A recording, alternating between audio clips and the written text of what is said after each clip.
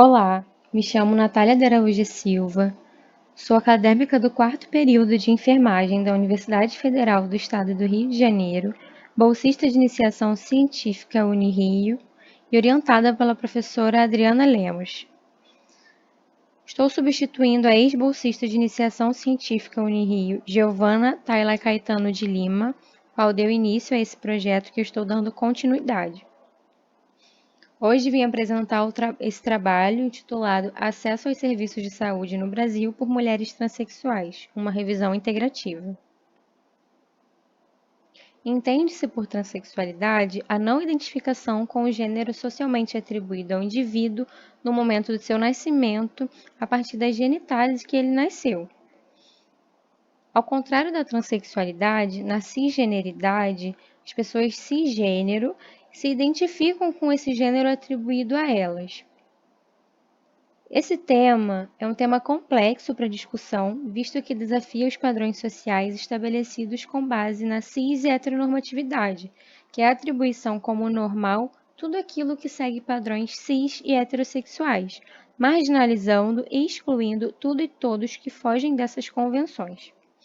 Apesar de complexa, essa discussão é extremamente necessária, principalmente na área da saúde, devido à ótica patológica que ainda circunda o tema. Essa ótica patológica se deve a avanços tardios, como, por exemplo, a retirada da transexualidade da classificação internacional de doenças apenas em sua 11ª edição, que ocorreu em 2018. Hoje, a transexualidade está classificada nas condições relacionadas à saúde sexual, sendo classificada como incongruência de gênero. Além disso, a mudança do descritor em saúde, DEX, de transexualismo para transexualidade, que ocorreu apenas em junho de 2020. Essa mudança foi um avanço, visto que o sufixo ismo caracteriza doença.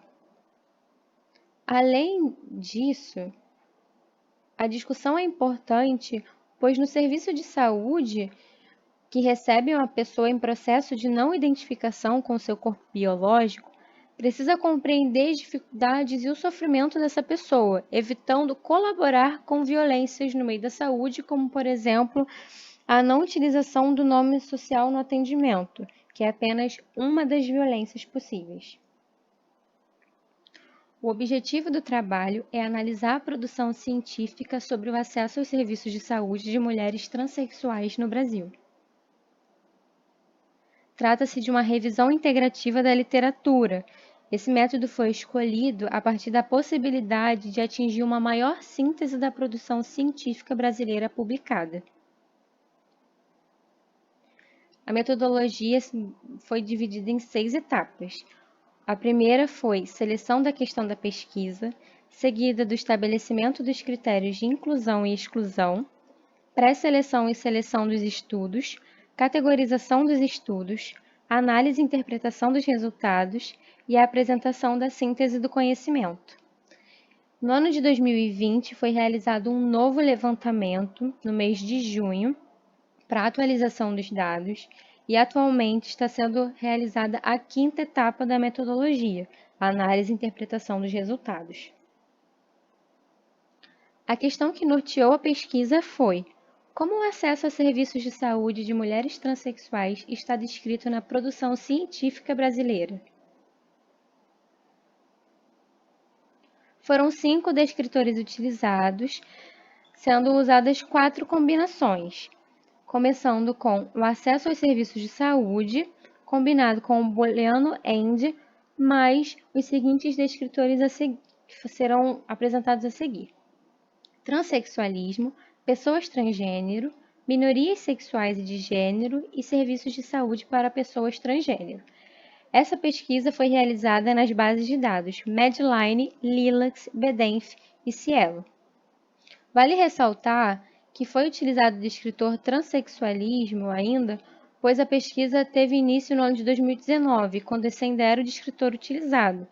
No novo levantamento, realizado em junho de 2020, essa mudança ainda era muito recente, então não houve mudanças significativas quanto a isso.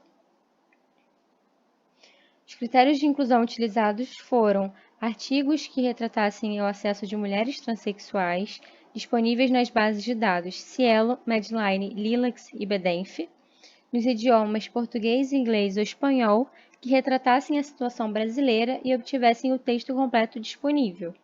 Não foram utilizadas revisões integrativas, teses e dissertações. Após o novo levantamento dos dados, após esse cruzamento, foram encontrados 659 artigos, sendo cada um examinado por título e por resumo, e desses 659, 637 foram excluídos, resultando em 22 artigos selecionados para leitura na íntegra. Desses 22, 11 foram excluídos por motivos de repetição nas bases distintas ou na mesma base e pelos critérios de inclusão e exclusão previamente definidos, e a amostra final foi composta por 11 artigos. Quanto aos estados dos estudos selecionados, 20% foi realizado no Rio de Janeiro, 20% realizado no Piauí, 20% no Espírito Santo e 20% na Paraíba. 10% foi realizado em Santa Catarina e 10% em Minas Gerais. Um dos estudos não especificou o estado onde foi realizado, apenas que se tratava de um estado da região Sudeste. Dessa forma, ele não se encontra no gráfico apresentado. Quanto aos participantes dos estudos selecionados, 63,6% dos estudos foi realizado apenas com mulheres trans usuárias dos serviços de saúde. 27,3% foi realizado com profissionais de serviços de saúde e 9,1% foi realizado com profissionais e usuárias dos serviços de saúde. Dos 11 artigos, 10 são qualitativos e 1 quanti-qualitativo, sendo o nível de evidência de todos 4. A data de publicação da amostra foi de 2016 a 2020. Os resultados apresentados ainda são resultados parciais, visto que após o novo levantamento realizado no ano de 2020, está sendo realizada a 5ª etapa de análise e interpretação dos resultados. Apesar das diferenças entre si, como idade, tempo de trabalho na unidade de saúde, gênero e classe social, a falta de informação foi algo comum entre os profissionais.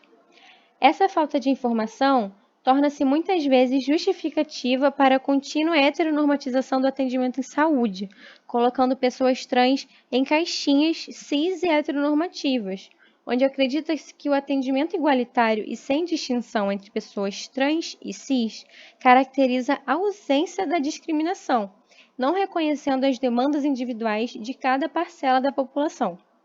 Além disso, foi identificado uma dificuldade na diferenciação por parte dos profissionais de orientação sexual e identidade de gênero, sendo essa mais uma barreira na identificação das particularidades da população. Quando essas particularidades são supostamente reconhecidas, a equidade ainda é baseada em estigmas, como, por exemplo, a maior suscetibilidade de mulheres trans ao HIV e infecções sexualmente transmissíveis. Além disso, existe ainda a crença da falta de acesso ser fruto do comportamento recluso da população trans, não havendo uma autocrítica, um questionamento pessoal do que fazer para estreitar a relação profissional-paciente.